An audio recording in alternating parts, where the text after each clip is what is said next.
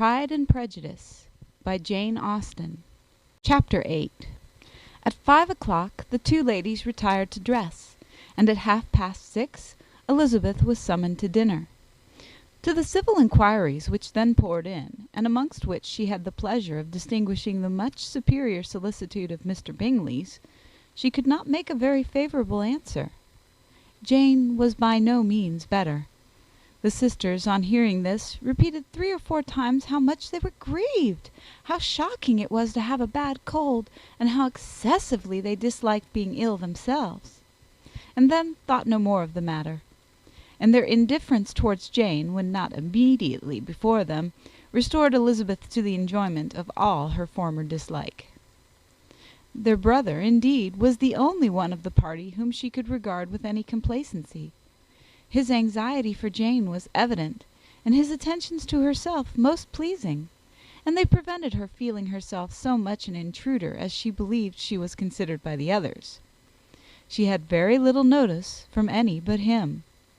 Miss Bingley was engrossed by Mr. Darcy, her sister scarcely less so; and as for Mr. Hurst, by whom Elizabeth sat, he was an indolent man, who lived only to eat, drink, and play at cards, who, when he found her to prefer a plain dish to a ragout, had nothing to say to her. When dinner was over, she returned directly to Jane, and Miss Bingley began abusing her as soon as she was out of the room. Her manners were pronounced to be very bad indeed, a mixture of pride and impertinence. She had no conversation, no style, no beauty. Mrs. Hurst thought the same, and added, "She has nothing, in short, to recommend her, but being an excellent walker. I shall never forget her appearance this morning. She really looked almost wild." "She did, indeed, Louisa. I could hardly keep my countenance. Very nonsensical to come at all. Why must she be scampering about the country because her sister had a cold? Her hair, so untidy, so blowsy! Yes, and her petticoat. I hope you saw her petticoat. 6 inches deep in mud, I am absolutely certain, and the gown which had been let down to hide it, not doing its office." "Your picture may be very exact, Louisa," said Bingley, "but this was all lost upon me. I thought Miss Elizabeth Bennet looked remarkably well when she came into the room this morning. Her dirty petticoat quite escaped my notice." "You observed it, Mr. Darcy, I am sure," said Miss Bingley, "and I am inclined to think that you would not wish to see your sister make such an exhibition." "Certainly not." "To walk 3 miles, or 4 miles, or 5 miles, or whatever it was, above her ankles in dirt, and alone, quite alone! What could she mean by it?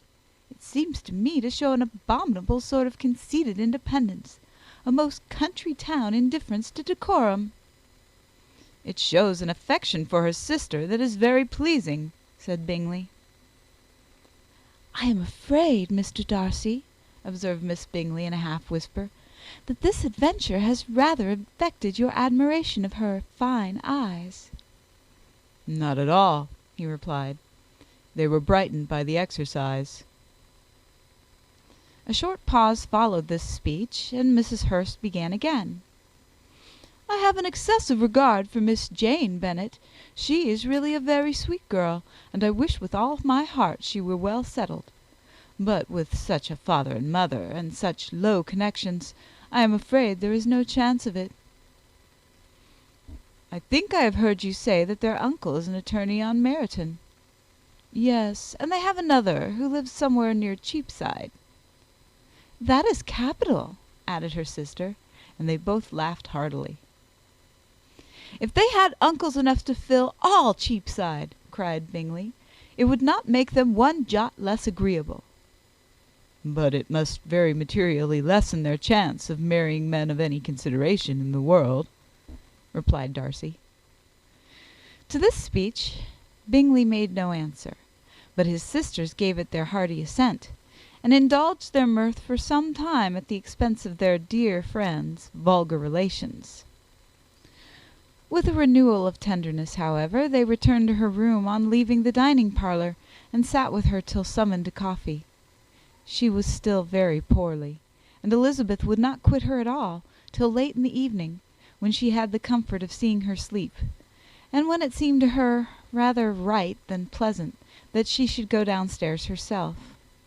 On entering the drawing-room she found the whole party at loo, and was immediately invited to join them, but suspecting them to be playing high, she declined it, and making her sister the excuse, said she would amuse herself for the short time she could stay below with a book. Mr. Hurst looked at her with astonishment. "Do you prefer reading to cards?" said he. "That is rather singular." "Miss Eliza Bennet," said Miss Bingley, "despises cards. She is a great reader, and has no pleasure in anything else." "I deserve neither such praise nor such censure," cried Elizabeth. "I am not a great reader, and I have pleasure in many things." "In nursing your sister, I am sure you have pleasure," said Bingley, "and I hope it will soon be increased by seeing her quite well." Elizabeth thanked him from her heart, and then walked toward the table where a few books were lying. He immediately offered to fetch her others, all that his library afforded. "And I wish my collection were larger for your benefit and my own credit. But I am an idle fellow, and though I have not many, I have more than I ever looked into." Elizabeth assured him that she could suit herself perfectly with those in the room. "I am astonished," said Miss Bingley, "that my father should have left so small a collection of books. What a delightful library you have at Pemberley, Mr. Darcy!" "It ought to be good," he replied. "It has been the work of many generations." "And then you have added so much to it yourself. You are always buying books." "I cannot comprehend the neglect of a family library in such days as these." "Neglect! I am sure you neglect nothing that can add to the beauties of that noble place. Charles, when you build your house, I wish it may be half as delightful as Pemberley." "I wish it may." "But I would really advise you to make your purchase in that neighborhood, and take Pemberley for a kind of model. There is not a finer county in England than Derbyshire." "With all my heart. I will buy Pemberley itself, if Darcy will sell it." "I am talking of possibilities, Charles." "Upon my word, Caroline, I should think it more possible to get Pemberley by purchase than by imitation." Elizabeth was so much caught with what passed as to leave her very little attention for her book, and soon laying it wholly aside, she drew near the card table, and stationed herself between Mr. Bingley and his eldest sister, to observe the game. "Is Miss Darcy much grown since the spring?" said Miss Bingley. "Will she be as tall as I am?" "I think she will. She is now about Miss Elizabeth Bennet's height, or rather taller." "How I long to see her again! I never met with anybody who delighted me so much. Such a countenance, such manners, and so extremely accomplished for her age. Her performance on the pianoforte is exquisite." "It is amazing to me," said Bingley, "how young ladies can have the patience to be so very accomplished as they all are." "All young ladies accomplished? My dear Charles, what do you mean?" "Yes, all of them, I think. They all paint tables, cover screens, and net purses. I scarcely know anyone who cannot do all this, and I am sure I never heard a young lady spoken of for the first time without being informed that she was very accomplished." "Your list of the common extent of accomplishments," said Darcy, "has too much truth. The word is applied to many a woman who deserves it no otherwise than by netting a purse or covering a screen. But I am very far from agreeing with you in your estimation of ladies in general. I cannot boast of knowing more than half a dozen in the whole range of my acquaintance that are really accomplished."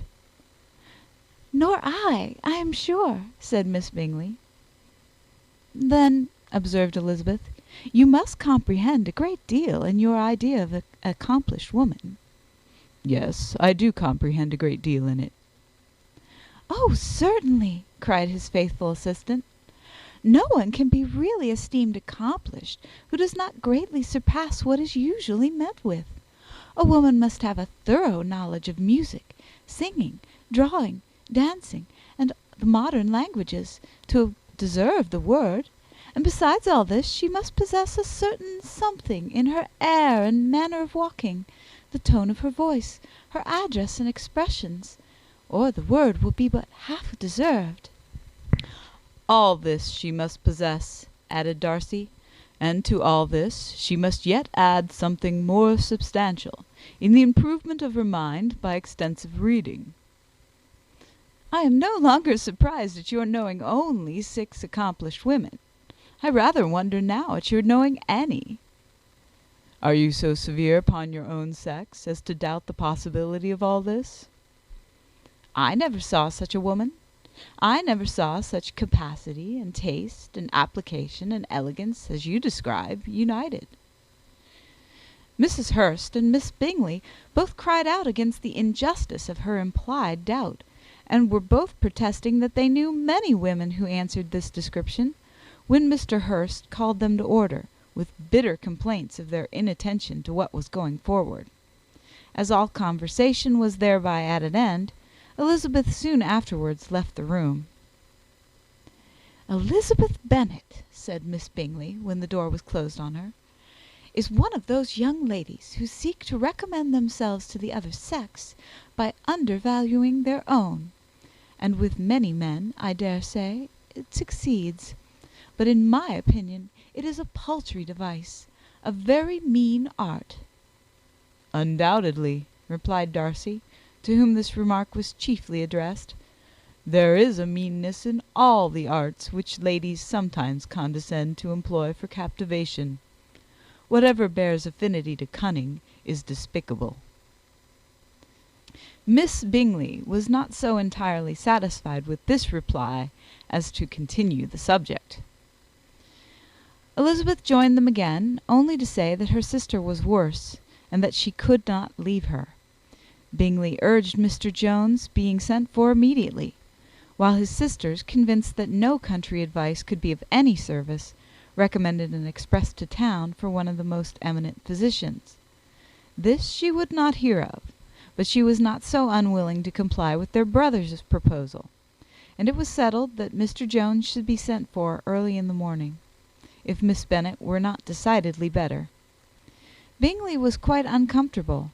His sisters declared that they were miserable. They solaced their wretchedness, however, by duets after supper, while he could find no better relief to his feelings than by giving his housekeeper directions that every attention might be paid to the sick lady and her sister. End of Chapter 8. Chapter 9. Elizabeth passed the chief of the night in her sister's room, and in the morning had the pleasure of being able to send a tolerable answer to the inquiries which she very early received from Mr. Bingley by a housemaid, and some time afterwards from the 2 elegant ladies who waited on his sisters. In spite of this amendment, however, she requested to have a note sent to Longbourn, desiring her mother to visit Jane and form her own judgment of her situation. The note was immediately dispatched, and its contents as quickly complied with. Mrs. Bennet, accompanied by her 2 youngest girls, reached Netherfield soon after the family breakfast. Had she found Jane in any apparent danger, Mrs. Bennet would have been very miserable; but being satisfied on seeing her that her illness was not alarming, she had no wish of her recovering immediately, as her restoration to health would probably remove her from Netherfield. She would not listen, therefore, to her daughter's proposal of being carried home. Neither did the apothecary, who arrived about the same time, think it at all advisable. After sitting a little while with Jane, on Miss Bingley's appearance and invitation, the mother and 3 daughters all attended her into the breakfast parlour. Bingley met them with hopes that Mrs. Bennet had not found Miss Bennet worse than she expected. "Indeed I have, sir," was her answer. "She is a great deal too ill to be moved. Mr. Jones says we must not think of moving her. We must trespass a little longer on your kindness." "Removed!" cried Bingley. "It must not be thought of. My sister, I am sure, will not hear of her removal." You may depend upon it, madam," said Miss Bingley, with cold civility, "that Miss Bennet will receive every possible attention while she remains with us." Mrs. Bennet was profuse in her acknowledgments. "I am sure," she added, "if it was not for such good friends, I do not know what would become of her, for she is very ill indeed, and suffers a vast deal, though with the greatest patience in the world, which is always the way with her, for she has, without exception, the sweetest temper I have ever met with. I often tell my other girls they are nothing to her. You have a sweet room here, Mr. Bingley, and a charming prospect over the gravel walk. I do not know a place in the country that is equal to Netherfield. You will not think of quitting it in a hurry, I hope, though you have but a short lease." "Whatever I do is done in a hurry," replied he, "and therefore if I should resolve to quit Netherfield, I should probably be off in 5 minutes. At present, however, I consider myself as quite fixed here." "That is exactly what I should have supposed of you," said Elizabeth. "You begin to comprehend me, do you?" cried he, turning toward her. "Oh, yes, I understand you perfectly." "I wish I might take this for a compliment, but to be so easily seen through, I am afraid, is pitiful." "That is as it happens. It does not follow that a deep, intricate character is more or less estimable than such a one as yours." "Lizzy," cried her mother, "remember where you are, and do not run on in the wild manner that you are suffered to do at home." "I did not know before," continued Bingley immediately, "that you were a studier of character. It must be an amusing study." "Yes, but intricate characters are the most amusing. They have at least that advantage." "The country," said Darcy, "can in general supply but a few subjects for such a study. In a country neighbourhood you move in a very confined and unvarying society." "But people themselves alter so much, that there is something new to be observed in them forever." "Yes, indeed," cried Mrs. Bennet, offended by his manner of mentioning a country neighbourhood. "I assure you there is quite as much of that going on in the country as in town." Everybody was surprised, and Darcy, after looking at her for a moment, turned silently away. Mrs. Bennet, who fancied she had gained a complete victory over him, continued her triumph. "I cannot see that London has any great advantage over the country, for my part, except the shops and public places. The country is a vast deal pleasanter, is it not, Mr. Bingley?"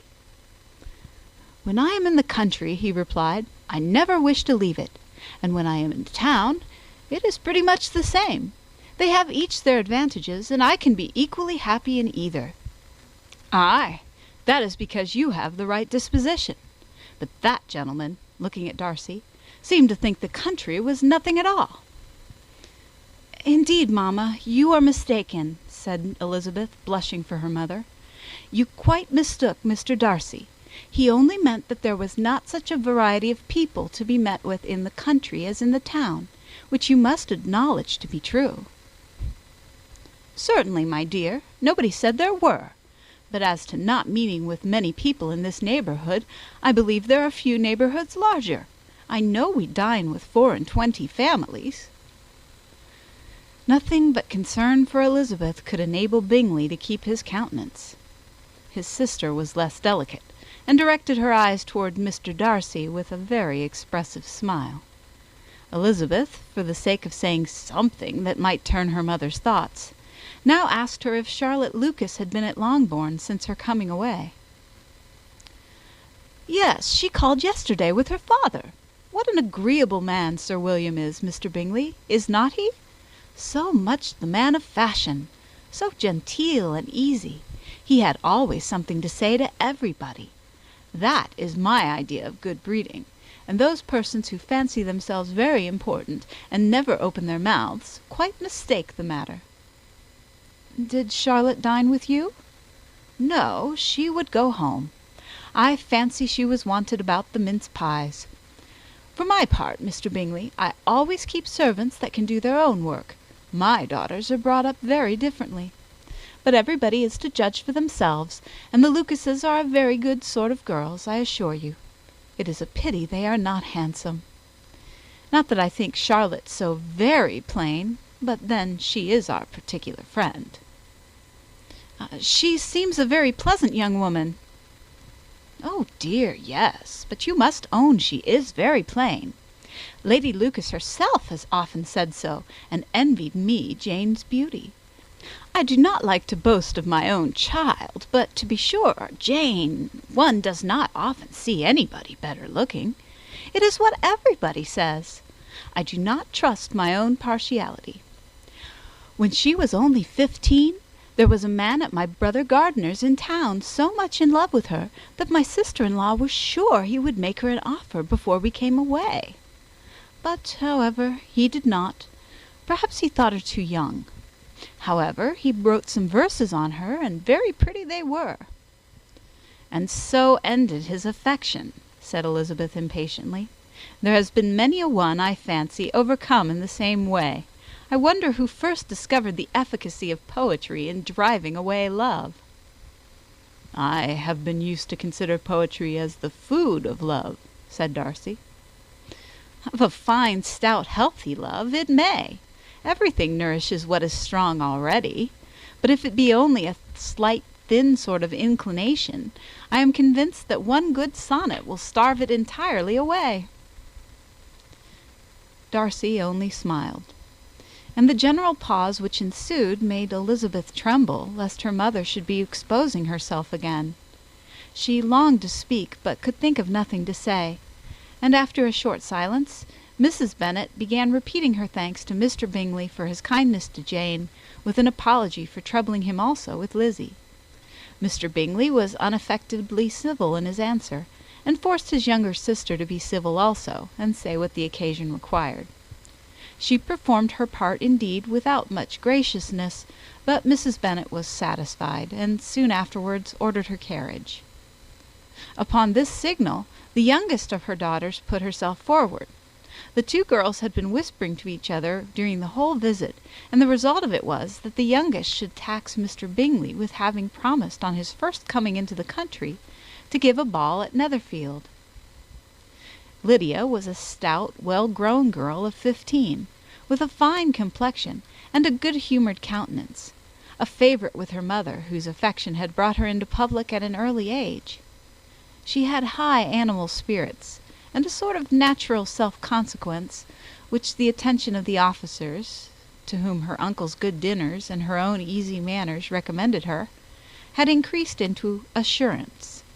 She was very equal, therefore, to address Mr. Bingley on the subject of the ball, and abruptly reminded him of his promise, adding that it would be the most shameful thing in the world if he did not keep it.